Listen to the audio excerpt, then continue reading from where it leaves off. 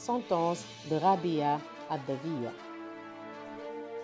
Cette bienvenue à la cour de Dieu, elle qui brûlait intérieurement des feux de l'amour, qui s'étant donnée au Seigneur, s'était entièrement détachée des créatures, elle qui rivalisait avec les hommes d'élite, qui avait pénétré tous les mystères de la vérité, elle dont les prières et les œuvres de piété étaient cachées de tous les regards, cette Rabia Adawiya, que Dieu se complaise en elle. Si quelqu'un nous demande pourquoi citez-vous Rabia dans les rangs des hommes d'élite, nous lui répondrons qu'il y a un hadith de l'envoyé, sur lui soit le salut, ainsi conçu. Ne regardez pas l'extérieur d'une personne, mais tenez compte de ses bonnes actions et de sa bonne volonté. Ce qui revient à dire, toute femme dont les exercices de piété et de culte sont agréés à la cour du Seigneur Très-Haut, comme ceux des hommes d'élite, on ne doit pas dire que c'est une femme. Abbas Tuksi, que la miséricorde de Dieu soit sur lui, dit: au jour de la résurrection, les anges, par l'ordre du Très-Haut, crieront: ô hommes d'élite, tenez-vous tous sur un rang. Or, la première personne qui viendra se placer au rang des hommes d'élite, ce sera Mariam. Remarquons de plus que Hassan Basri n'avait pas prononcé de Mélie avant la naissance de Rabia. On raconte que, dans la nuit où elle fut mise au monde par sa mère, il n'y avait pas chez elle un vêtement pour l'envelopper, ni assez d'huile pour allumer la lampe. Son père, qui avait déjà eu 3 filles, en eut 4 en la comptant. Pour revenir à la mère de Rabia, elle dit à son mari: va chez un tel de nos voisins, demande-lui de l'huile de l'une de ses lampes et reviens. Or, le père de Rabia s'était promis que jamais il demanderait rien à une créature. Il se leva donc, alla jusqu'à la porte du voisin et revint sur ses pas en disant que tout le monde dormait. Et lui-même se coucha, bien chagrin de n'avoir que des filles, et s'endormit. Dans son sommeil, il vit l'envoyé, sur lui soit le salut, qui lui dit: ne te chagrine pas, car au jour de la résurrection, ta nouvelle fille intercédera pour 70 000 de mes fidèles. Demain, à l'aurore, rends-toi chez le beg de Basra, Aïssa Razan, et dis-lui de ma part en signe de ta mission: tu m'adresses chaque nuit 100 bénédictions et 400 dans la nuit du vendredi. Cependant, dans la nuit du vendredi dernier, tu ne m'as rien adressé par oubli. Eh bien, en expiation de ces 400 bénédictions que tu as oubliées, donne-moi sur ce qui t'appartient légitimement 400 pièces d'or.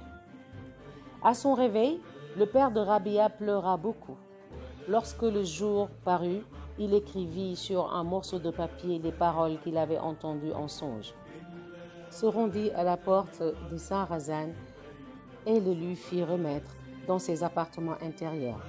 Aïssa Razan n'eut pas plutôt lu cette lettre, cet écrit, qu'il donna en aumône 10 000 pièces d'or et envoya 400 au père de Rabia, en lui présentant ses excuses. Je veux aller te rendre visite, car je ne suis pas assez grand seigneur pour te demander de venir en personne. C'est moi-même qui irai et qui me présenterai humblement devant vous, en balayant de ma barbe le seuil de votre porte. De plus, chaque fois que vous aurez besoin de quelque chose, je vous en conjure au nom de Dieu, envoyez-nous le demander et nous vous le ferons parvenir. Pour le moment, le père de Rabia emporta cet or et le consacra aux dépenses de sa maison. Lorsque Rabia fut devenue grande, son père et sa mère moururent.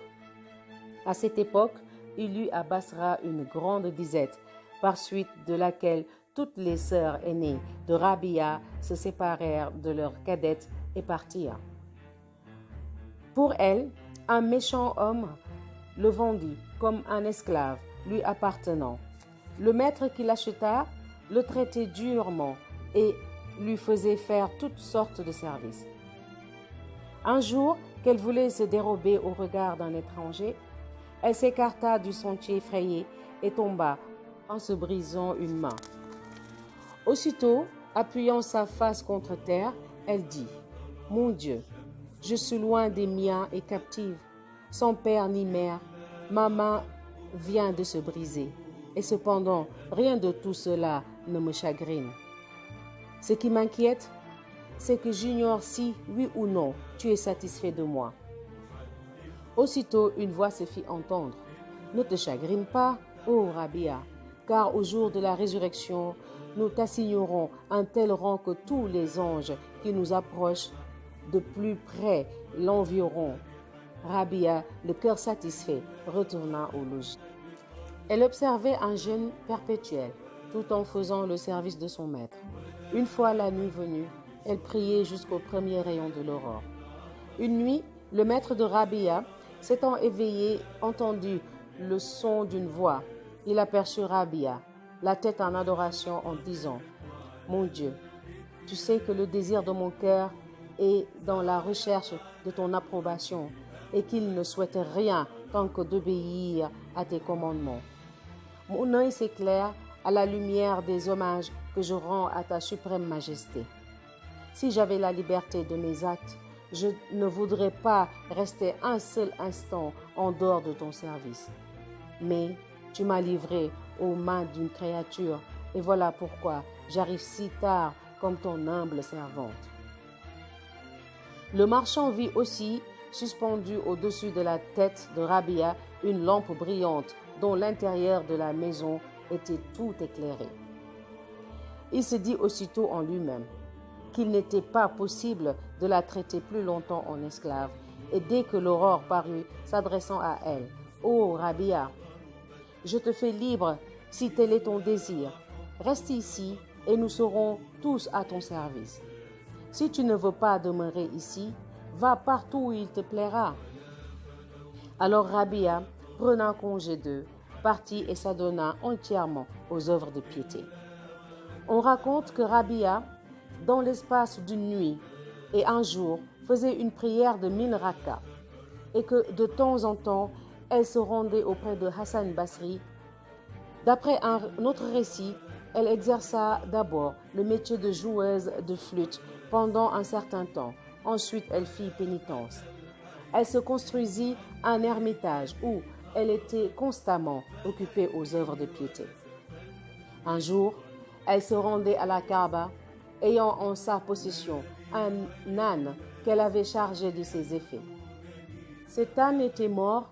Les gens de la caravane dirent « Nous allons charger ton bagage sur nos bêtes. » Mais, dit Rabia, ce n'est pas sur vous que je comptais quand je suis venue. C'est dans le Seigneur Très-Haut seul que je mets ma confiance. Partez donc. Une fois la caravane partie, Rabia, s'adressant au Seigneur, « Mon Dieu, dit-elle, est-ce ainsi que les rois en usent avec les serviteurs faibles et impuissants? Tu m'as invité à me rendre à ta maison, et voilà que tu fais périr mon âne dans le désert et que tu me laisses là dans la solitude. » À peine avait-elle prononcé ces paroles que l'âne se releva plein de vie. Elle le chargea, poursuivit sa route et rejoignit la caravane. On raconte qu'un jour, comme elle se rendait à la Kaaba, elle resta seule dans le désert. « Mon Dieu, dit-elle, mon cœur est en proie à la perplexité au milieu de cette solitude. Je suis une brique et la Kaaba est une pierre. Ce qu'il me faut, c'est la contemplation de ta face. » À ces mots, une voix l'apostropha de la part du Seigneur Très-Haut. « Ô Rabia, feras-tu à toi seul ce qui exigerait le sang du monde entier? Lorsque Moussa a désiré voir notre face, nous n'avons répandu qu'un atome de notre lumière sur une montagne et elle s'est trouvée dissoute en 1000 morceaux. » On raconte qu'une autre fois, Rabia se rendait à la Kaaba. Elle la vit venir en plein désert au-devant d'elle. « Ce qu'il me faut à moi, dit Rabia, c'est le maître de la Kaaba et non la Kaaba. Qu'ai-je à faire d'elle? » Et elle se daigna de la regarder.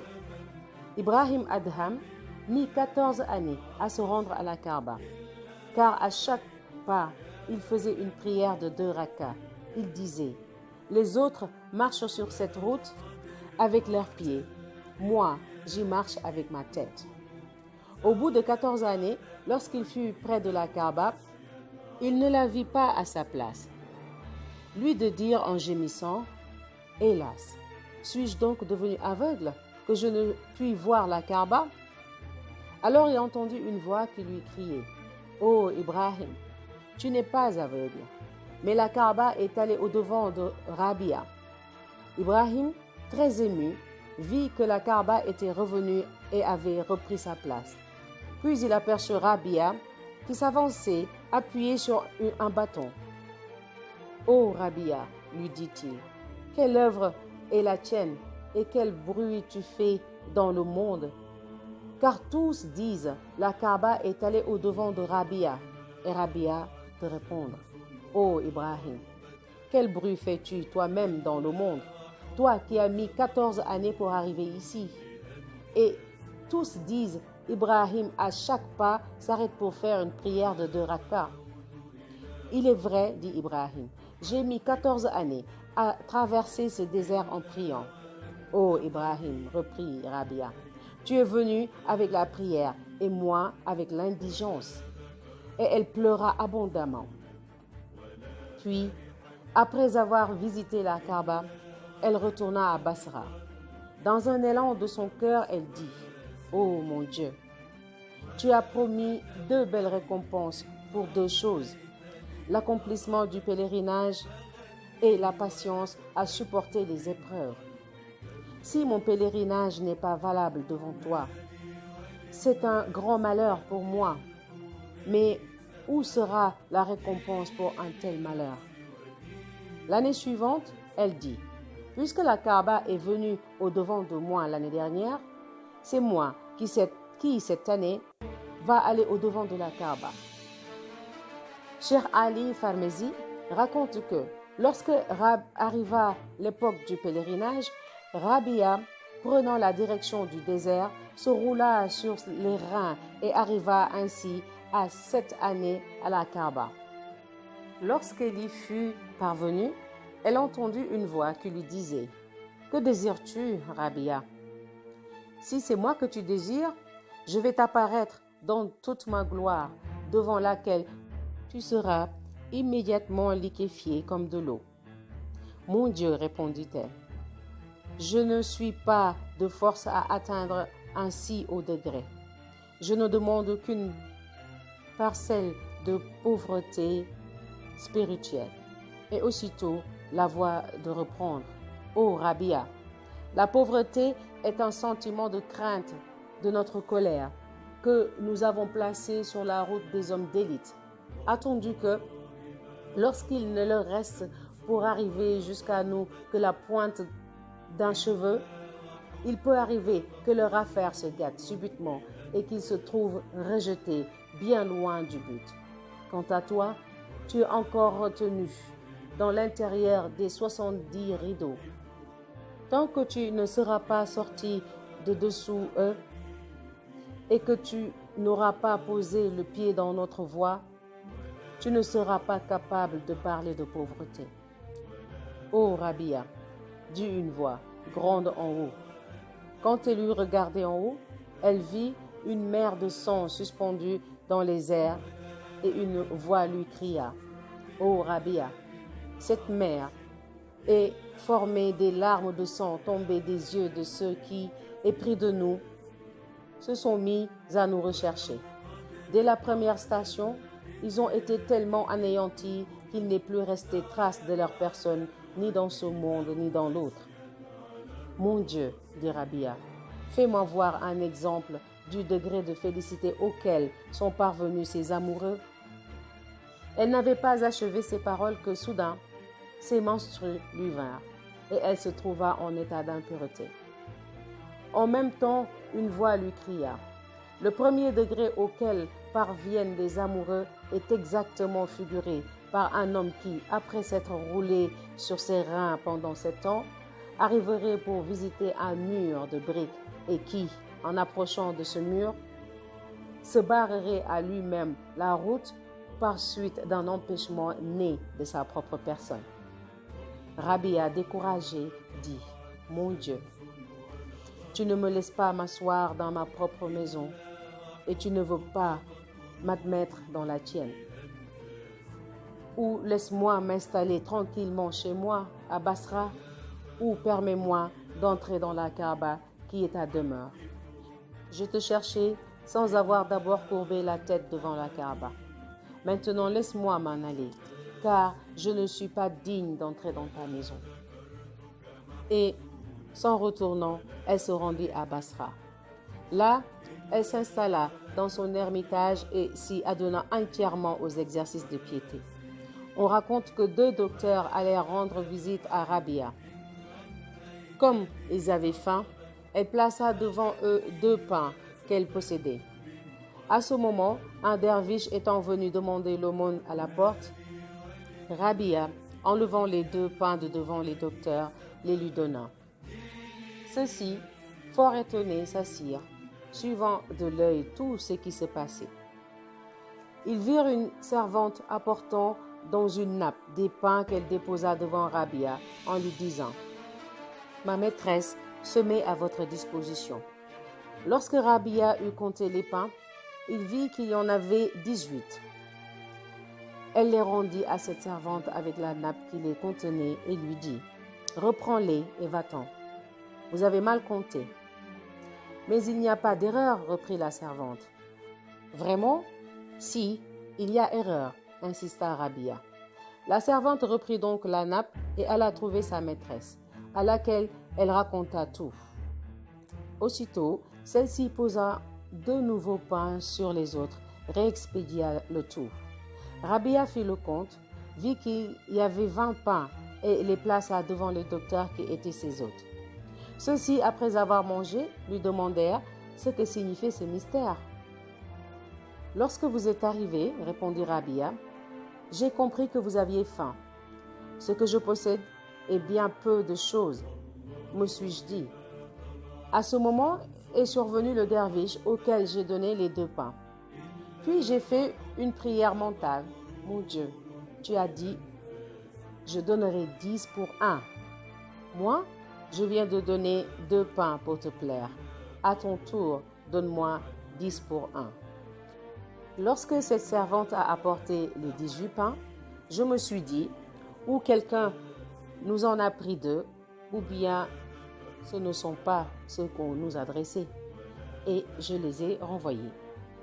Lorsqu'on nous les a apportés avec 2 en plus, j'ai compris que c'était bien là ce qu'on me destinait. Une nuit, Rabia était en prière, un fragment de roseau lui entra dans l'œil sans qu'elle s'en aperçût, tant l'amour de Dieu était profondément enraciné dans son cœur.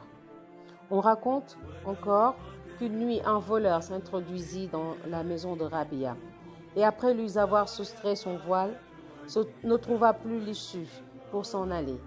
Mais à peine eut-il remis le voile à sa place qu'il retrouva le chemin. Il enleva de nouveau le voile et le chemin lui fut encore fermé. Ce fut ainsi qu'à 7 reprises différentes, il enleva le voile et que la sortie lui fut interdite, sauf à se réouvrir quand il le remettait à sa place. Alors une voix s'adressant à lui, « Ô voleur, ne te donne pas tant de peine, car il y a déjà bien des années que Rabia nous a confié le soin de sa personne, et nous ne permettons pas à Iblis de mettre le pied dans son ermitage. Toi, voleur, tu voudrais prendre son voile, mais sache donc, fripon, que quand un de nos amis est plongé dans le sommeil, il y a un ami qui veille sur sa personne. » On raconte qu'une fois la servante de Rabia, ayant fait fondre un morceau de graisse, préparait une purée pour sa maîtresse. Comme elle n'avait pas d'oignon, elle lui dit « Je vais aller en demander dans la maison d'un voisin et je reviendrai. » « Il y a 40 ans, observa Rabia, que j'ai pris l'engagement avec le Seigneur Très-Haut de ne rien demander à personne autre que lui. S'il n'y a pas d'oignon, on s'en passera. » Tout à coup parut un oiseau qui apporta quelques oignons qu'il avait épluchés et découpés en morceaux et qu'il jeta dans le chaudron. Rabia ne mangea pas de cette purée et se contenta de pain. Puis elle dit, l'homme ne doit jamais être insouciant des pièges que lui tend Shaitan.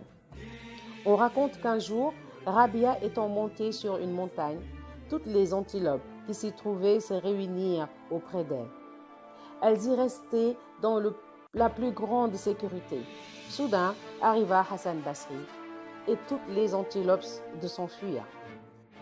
Rabia, dit-il, d'où vient que les antilopes me fuient et ne te fuient pas toi? Qu'as-tu mangé aujourd'hui, Hassan? Demanda-t-elle. J'ai mangé, répondit-il, de la purée que j'ai fait cuire avec un morceau de graisse. Toi, tu manges de la graisse, reprit Rabia. Comment ne te fuirent-elles pas? On raconte qu'un jour, Hassan Basri, voyant Rabia assise sur le bord de l'Euphrate, jeta sur la surface de l'eau son tapis de prière, monta dessus et dit « Allons, Rabia, il faut réciter sur l'eau une prière de 2 rakas. » « Maître, dit-elle, ce sont les choses de cette terre que tu vas montrer aux gens de l'autre monde. Fais-nous voir une chose que le commun des mortels soit impuissant à exécuter. » Ce disant, elle lança en l'air son tapis de prière, monta dessus et cria « Viens ici, Hassan !» On y est plus retiré et l'œil des curieux ne saurait y atteindre. Puis, voulant consoler Hassan, elle ajouta « Maître, ce que tu as fait, les poissons aussi peuvent le faire, et ce que j'ai fait, les mouches sont capables de le faire. Il s'agirait d'arriver à un degré supérieur aux 2 que nous avons atteints. » On rapporte que Hassan Basri disait « Je restais une nuit et un jour auprès de Rabia, discourant avec tant d'ardeur sur la voie spirituelle et les mystères de la vérité que nous ne savions plus, moi si j'étais un homme et elle si elle était une femme. Lorsqu'à la fin nous terminâmes cette discussion, je reconnus que je n'étais qu'un indigent et elle une riche au cœur sincère. » Une autre fois, Hassan Basri, accompagné de ses disciples, se rendit chez Rabia. Comme il faisait nuit, il leur fallait une lampe, mais il n'y en avait pas. Aussitôt, Rabia, enfonçant le bout de ses doigts dans sa bouche, les en retira et jusqu'au premier rayon de l'aurore, il en sortit une lumière pareille à celle d'une lampe. Si quelqu'un demande comment un pareil prodige a pu se produire, dis-lui qu'il sortait aussi de la lumière de la main de Moussa. Si l'on te fait observer que Moussa, sur lui soit le salut, était prophète et que Rabia ne l'était pas, réponds que quiconque exécute les œuvres prescrites par les prophètes participe à leur don de faire des miracles et que s'il y a des merveilles qui appartiennent en propre aux prophètes, il y a aussi des prodiges qui sont le privilège des saints. Cette vérité est confirmée par un hadith de l'envoyé sur lui soit le salut, conçu en ces termes. Quiconque sur une somme qu'il détient injustement restitue une pièce d'argent à son légitime propriétaire, obtient une part du degré des prophètes. Et encore, si quelqu'un ayant un songe qui se trouve être vrai, voit dans l'état de veille exactement comme il avait vu en rêve, c'est là une part du degré des prophètes. On raconte que Rabia envoya à Hassan Basri 3 choses: savoir, un morceau de cire, une aiguille et un cheveu, en lui faisant dire « Ô Hassan, enflamme-toi comme de la cire et donne de la clarté au monde. Commence par être nu comme l'aiguille, et puis agis. Quand tu auras accompli ces 2 opérations, deviens mince comme un cheveu, si tu ne veux pas que toute ta peine soit perdue. » Hassan Basri demanda à Rabia si elle en arrivait à prendre un mari. Elle de répondre: contracter mariage est nécessaire pour quelqu'un qui est en possession de son libre arbitre. Quant à moi, je ne dispose plus de ma volonté. J'appartiens au Seigneur et je reste à l'ombre de ses commandements. Je ne compte pour rien ma personnalité. Mais, dit Hassan, comment es-tu parvenu à un tel degré? En m'annihilant complètement. Oui, observa Hassan. Tu sais le comment. Mais chez nous, ce comment-là n'existe pas. Et il ajouta, oh Rabia, communique-moi quelque chose de ce que tu as appris par ta propre inspiration. Aujourd'hui, répondit Rabia, je me suis rendu au bazar, ayant avec moi quelques pelotes de corde que j'ai vendues 2 pièces d'or pour me procurer des vivres. J'ai pris dans chacune de mes mains une de ces pièces d'or, craignant que, si je les tenais ensemble, toutes deux réunies, ne me fissent dévier de la voie droite. Hassan lui dit encore, si dans le paradis, je demeurais l'espace d'un souffle éloigné de la face du Seigneur, je pleurerais tellement que tous ceux qui s'y trouvent auraient compassion de moi. C'est très bien dit, observa Rabia. Mais quiconque dans ce bas monde ne néglige pas un seul instant de bénir le nom de Dieu, tout en gémissant et en pleurant, c'est un signe manifeste que dans l'autre vie, il sera comme tu viens de le dire. On lui disait, pourquoi n'en viens-tu pas apprendre un mari? J'ai trouvé 3 choses qui me causent du souci, répondit-elle. Si quelqu'un m'en débarrasse, j'en viendrai à prendre un mari. Et ces choses qui te préoccupent, lui demanda-t-on. Qu'est-ce donc? Elle de répondre. La première est de savoir si au moment de la mort, oui ou non, je pourrai présenter ma foi dans toute sa pureté. La seconde, de savoir si, au jour de la résurrection, on me mettra, oui ou non, dans la main droite l'écrit où sont enregistrés mes actes. La troisième est de savoir, lorsqu'au jour de la résurrection, on conduira les uns vers la droite dans le paradis, les autres vers le gauche dans l'enfer, dans quelle direction on me conduira moi-même. Nous ne connaissons rien de ce que tu nous demandes là, s'écrièrent-ils tous. Et quoi? Reprit-elle. Lorsque j'ai devant moi de pareils sujets de préoccupation, m'inquiéter d'un mari? D'où viens-tu? Lui demandait-on encore. De l'autre monde. Et où vas-tu? Dans l'autre monde. Que fais-tu dans ce bas monde? Je me joue de lui. Et comment te joues-tu de lui? Je mange son pain et j'accomplis les œuvres de l'autre monde. On lui demandait aussi, toi, qui es si insinuante en parole, ne serais-tu pas excellente pour garder un poste? Mais, dit-elle, je suis en effet la gardienne d'un poste, car je ne laisse sortir rien de ce qui est en moi et je ne laisse rien entrer de ce qui est en dehors. Oh, Rabia, lui demandait-on, aimes-tu le Seigneur très haut? Oh, vraiment oui, je l'aime. Et Shaitan, le considères-tu comme un ennemi? J'aime tellement le Seigneur très haut que je ne m'inquiète pas de l'inimitié de Shaitan. On raconte que Rabia vit en songe l'envoyer sur lui soit le salut, qui la salua et lui dit, oh Rabia, m'aimes-tu? Oh envoyé de Dieu, répondit-elle. Peut-il se trouver quelqu'un qui ne t'aime pas? Et cependant, l'amour du Seigneur très haut remplit tellement mon cœur qu'il n'y reste plus de place ni pour l'amitié ni pour l'inimitié envers n'importe quel autre. On demandait à Rabia, celui que tu sers, le vois-tu? Si je ne le voyais pas, répondit-elle, je ne le servirais pas. On raconte qu'elle était toujours en pleurs. Comme on lui demandait pourquoi ces pleurs, elle répondit, je crains qu'au dernier moment, une voix me crie soudain, Rabia n'est pas digne de paraître à notre cour. On lui posa cette question, si un de ses serviteurs fait pénitence, le Seigneur très haut acceptera-t-il, oui ou non, sa pénitence? Tant que Dieu n'accorde pas la grâce de la pénitence, comment un de ses serviteurs pourrait-il faire pénitence? Et lorsque le Seigneur très haut la lui accorde, en effet, il est hors de doute qu'il acceptera sa pénitence. Elle disait encore, on ne peut distinguer de l'œil les différentes stations qui sont sur la route conduisant à Dieu pas plus qu'on ne peut arriver jusqu'à lui avec la langue. Applique-toi donc à tenir ton cœur en éveil. Lorsqu'il sera éveillé, c'est avec ses yeux que tu verras la route et qu'il te sera possible d'atteindre la station.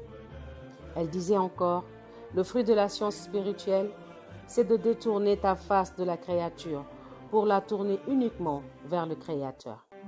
Car le mot science, il faut entendre la connaissance de Dieu.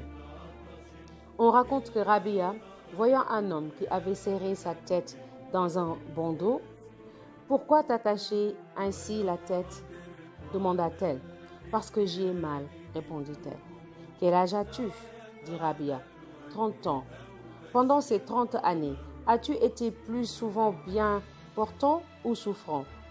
J'ai été plus souvent bien portant. Quand tu étais en bonne santé, tu t'es jamais bandé la tête en signe d'action de grâce pour venir maintenant te plaindre du Seigneur très haut à cause d'une douleur d'un jour et d'envelopper ainsi ta tête. On raconte que pendant l'été, Rabia se retirait dans une maison isolée dont elle ne sortait pas. Sa servante lui dit, « Maîtresse, sors de cette maison et viens contempler les œuvres de la toute-puissance du Seigneur très haut. » « Entre plutôt toi-même, répondit-elle, et viens contempler la toute-puissance en elle-même. Et elle ajoutait, « Mon rôle à moi, c'est de contempler la toute-puissance. » On raconte que Rabia garda le jeûne 7 nuits et 7 jours consécutifs, sans rien prendre, ne dormant même pas la nuit, pour se livrer à la prière. La 8e nuit, sa nature sensuelle lui dit en gémissant, « Ô Rabia, jusqu'à quand me tortureras-tu ainsi sans relâche ?» Au milieu de ce colloque intérieur, soudain on frappa à la porte. Rabia ouvrit. C'était un homme qui lui apportait de quoi manger dans une écuelle. Rabia la prit et la déposa quelque part dans la maison. Puis, comme elle s'était éloignée pour aller allumer la lampe, le chat vint et mangea tout. Rabia, à son tour, n'eut pas plus tôt vu qui en était qu'elle se dit « Je vais aller chercher de l'eau avec laquelle je romprai le jeûne. » À peine fut-elle partie pour aller puiser de l'eau que la lampe s'éteignit. Elle revint et souleva la cruche pour boire, mais elle lui échappa des mains et se brisa. Rabia poussa un tel soupir que la maison faillit en être incendiée et s'écria « Mon Dieu, que prétends-tu donc faire de cette pauvre misérable ?» Une voix se fit alors entendre. « Ô Rabia, si tu le désires, je m'engage à te donner le monde tout entier. Mais il faudra que j'enlève de ton cœur l'amour que tu as pour nous, parce que l'amour de notre personne et celui de ce monde ne tiennent pas au même lieu. » En m'entendant interpeller de cette manière, disait Rabia, je chassais entièrement de mon cœur le goût des choses de ce monde et je détournais d'un seul coup mes regards de toutes les créatures terrestres. Voilà 30 ans que je n'ai pas fait une prière sans me dire, cette prière est peut-être la dernière que je ferai. Et je ne me suis pas lassée de répéter, mon Dieu, rends-moi tellement absorbé par ton amour que n'importe quelle autre passion ne puisse m'occuper. On rapporte que Rabia gémissait continuellement. « Mais tu n'as mal nulle part, lui disait-on. Pourquoi gémir ainsi ?» « Hélas, répondit-elle, le mal dont je souffre est tel qu'aucun médecin ne peut le guérir. Seule la vue du Seigneur lui servira de remède. Ce qui m'aide à supporter ce mal, c'est l'espoir que, dans l'autre monde, j'arriverai au but de mes désirs. » On raconte que plusieurs dévots personnages étaient venus trouver Rabia. Celle-ci demanda à l'un d'eux, « Et toi, pourquoi sers-tu le Seigneur très haut ?»« Par crainte de l'enfer, répondit-il. »« Pour moi, dit un autre, je le sers par crainte de l'enfer et dans l'espoir d'arriver au paradis. »« Mauvais serviteur, observa Rabia, celui qui ne rend des hommages au Seigneur très haut que dans l'espérance d'aller au paradis ou dans la crainte de l'enfer. » Elle ajoutait, s'il n'y avait ni paradis ni enfer, vous ne serviriez donc pas le Seigneur très haut. Mais toi, lui demandèrent-ils, pourquoi le sers-tu? Moi, répondit-elle, je le sers pour son bon plaisir. Ne me suffit-il pas, comme don gracieux de sa part, qu'il me commande de le servir? On rapporte encore que quelques dévots personnages allèrent trouver Rabia. En la voyant couverte d'un vêtement tout déchiré, ils lui dirent, « Ô Rabia, il y a bien des gens qui, si tu leur demandais un secours, te le donneraient. » « Je rougirais, répondit-elle, de demander des biens de ce monde à qui que ce soit, car ils n'appartiennent à personne en propre, mais ne sont qu'un prêt dans les mains de ceux qui les détiennent. Voilà une femme qui a de bien nobles sentiments, se dirent-ils. Puis s'adressant à elle, le Seigneur Très-Haut a couronné la tête des hommes d'élite du don des miracles et en a fait une ceinture à leurs reins. Mais jamais de pareils privilèges n'avaient été dévolus à une femme. Comment es-tu arrivé à un si haut degré? Ce que vous dites est vrai, répondit-elle. Mais aussi la superbe, l'infatuation de soi-même, la prétention de la divinité ne sont jamais venues d'une femme. Aucune d'elles ne s'est prostituée à d'autres femmes. On rapporte que Rabia tomba malade. Comme on lui demandait ce qui lui était arrivé, elle répondit, « Cette nuit, le grand matin, comme mon cœur soupirait après le paradis, le Seigneur Très-Haut m'a envoyé cette épreuve pour me forcer à garder les convenances. » Hassan Basri raconte, « Comme je m'étais rendu chez Rabia pour un marchand qui pleurait, « Pourquoi pleures-tu » lui demandai-je. « Je viens d'apporter pour Rabia, » me répondit-il, « cette bourse d'or. Je suis très inquiet de savoir si elle l'acceptera, oui ou non. Va, Hassan, et fais-lui toi-même la proposition. Peut-être qu'elle acceptera. » J'entrai donc chez Rabia, continuait Hassan Basri, et je ne lui eus pas plutôt transmis les paroles de ce marchand que, me regardant du coin de l'œil, elle me dit, « Toi aussi, Hassan, tu sais bien que le Seigneur Très-Haut donne le pain quotidien à ceux-là même qui ne s'inclinent pas devant lui. Comment ne le donnerait-il pas à celui dont le cœur est bouillonnant d'amour pour sa majesté? De plus, depuis que je connais Dieu, j'ai détourné mes regards de toutes les créatures. Pour le moment, comment pourrais-je accepter l'argent de quelqu'un quand nous ne savons même pas si c'est un bien légitime ou illicite? » Et elle ajouta, « Un jour, on avait mis dans une lampe de l'huile de la maison du sultan. Je raccommodai à la lumière de cette lampe les déchirures de mon vêtement. Pendant plusieurs jours, mon cœur fut rempli de ténèbres et ne retrouva la clarté que lorsque j'eus de nouveau décousu le vêtement que j'avais réparé. Présente donc mes excuses à ce marchand et qu'il s'en aille. » Un autre jour, un riche négociant étant venu trouver Rabia, que sa maison tombait en ruine. Il lui donna 1000 pièces d'or et lui fit présent d'une maison en bon état. Rabia s'y rendit et n'y fut pas plus tôt installée que, voyant les peintures de cette maison, elle se laissa absorber dans leur contemplation. Aussitôt, rendant à ce marchand les 1000 pièces d'or de la maison, elle lui dit, « Je crains que mon cœur ne s'attache à cette maison et qu'il ne me soit plus possible de m'occuper des œuvres de l'autre monde. Mon seul désir est de me consacrer au service du Seigneur Très-Haut. » On raconte qu'Abd el-Wahid, fils d'Amir, et Sofiane Tzavri allèrent rendre visite à Rabia. Saisi de respect à sa vue, il ne pouvait proférer une parole. Enfin, Sofiane Tzavri dit, « Ô Rabia, fais une prière pour que le Seigneur Très-Haut allège tes souffrances. » « Ô Sofiane Tzavri, lui demanda-t-elle, qui donc me les a envoyées, ces souffrances? C'est le Seigneur Très-Haut, répondit-il. Eh bien, reprit-elle, si sa volonté est que cette épreuve me soit infligée, comment m'adresserai-je à lui maintenant en méconnaissant sa volonté? Sofiane Savri lui dit encore, « Ô Rabia, que désire ton cœur ?» Sofiane, répondit-elle, « Toi qui es un homme éclairé, pourquoi profères-tu de telles paroles? Le Seigneur Très-Haut sait bien que mon cœur, depuis 12 ans, désire des dattes fraîches, lesquelles ne sont pas rares à Basra. Maintenant, jusqu'aujourd'hui, j'ai persisté à n'en pas manger.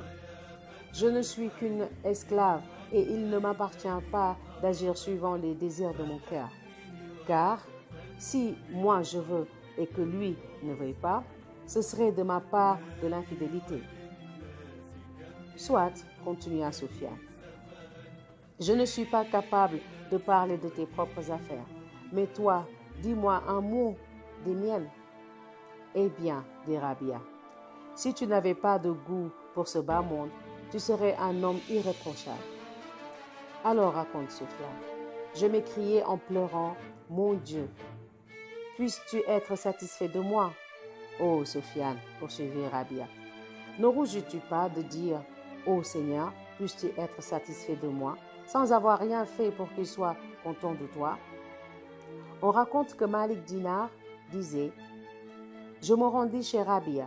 Je vis qu'elle était en train de boire de l'eau à une cruche brisée. Elle avait étendu sur le sol de sa maison une vieille natte et une brique crue lui servait d'oreiller. Le cœur tout en feu, je lui dis, « Oh Rabia, j'ai des amis riches. Si tu me le permets, je vais leur demander quelque chose pour toi. » « Tu as mal parlé, Malik, répondit-elle. À eux comme à moi, c'est le Seigneur Très-Haut qui donne la pain quotidien. Lui qui pourvoit aux besoins des riches, ne pourvoira-t-il pas à ceux des pauvres? S'il lui plaît, qu'il en soit ainsi. Nous, de notre côté, nous nous soumettrons de bon cœur à sa volonté. On raconte qu'un jour Malik Dinar, Hassan Basri et Shaqiq Balqi allèrent rendre visite à Rabia. Comme on parlait de la sincérité, Hassan Basri dit, « Il n'est pas sincère celui qui ne supporte pas avec constance des coups qui lui viennent du Seigneur Très-Haut. » Voilà qui sont l'infatuation de soi-même, observa Rabia. Shaqiq Balqi dit, « Il n'est pas sincère celui qui ne rend pas des actions de grâce pour les malheurs qui lui viennent du Seigneur Très-Haut. » Il faut encore mieux que cela, insista Rabia. Malik Dinar prit la parole. « Il n'est pas sincère celui qui ne trouve pas de charme dans les maladies que lui envoie le Seigneur Très-Haut. »« Envoie mieux, s'écria Rabia. Mais s'adressant à elle, « Parle toi-même alors, Rabia. Il n'est pas sincère celui qui n'oublie pas la douleur de la maladie qui lui vient du Seigneur Très-Haut, exactement comme les dames de l'Égypte, en voyant la figure de Youssouf, oublièrent leur mal de main. » Un des docteurs de Basra, s'étant rendu chez Rabia, se mit à discourir sur les défauts de ce bas monde. « Ah, il faut que tu l'aimes bien, ce bas monde, observa Rabia. Car si tu ne l'aimais pas, tu n'en parlerais pas tant. Celui qui se propose d'acheter des étoffes en parle à satiété. Si tu étais entièrement dégagé de ce bas monde, que t'importeraient ses mérites ou ses défauts? On raconte que Hassan Basri disait, « Dans l'après-midi, j'allais chez Rabia. Elle venait d'installer au foyer un chaudron dans lequel elle avait mis de la viande. Comme nous avions commencé à parler de la connaissance de Dieu, elle me dit, « S'il n'y a pas de sujet d'entretien meilleur que celui-ci, il vaut mieux le continuer que de faire cuire de la viande. » Et elle n'alluma pas le feu sous le chaudron. Lorsque nous eûmes fait la prière de soir, Rabia apporta de l'eau et quelques pains tout secs. En même temps, elle versa le contenu du chaudron. Et il se trouva que la viande qui était dedans avait été cuite par un effet de la toute-puissance de Dieu. Nous mangeâmes de ce ragoût, dont la saveur était telle que nous n'en avions jamais mangé de pareil. Sofiane Savri dit, « Un soir, je me trouvais chez Rabia. Elle pria jusqu'au premier rayon de l'aurore et j'en fis autant. Au matin, elle dit, Il faut jeûner aujourd'hui en action de grâce pour les prières que nous avons faites cette nuit.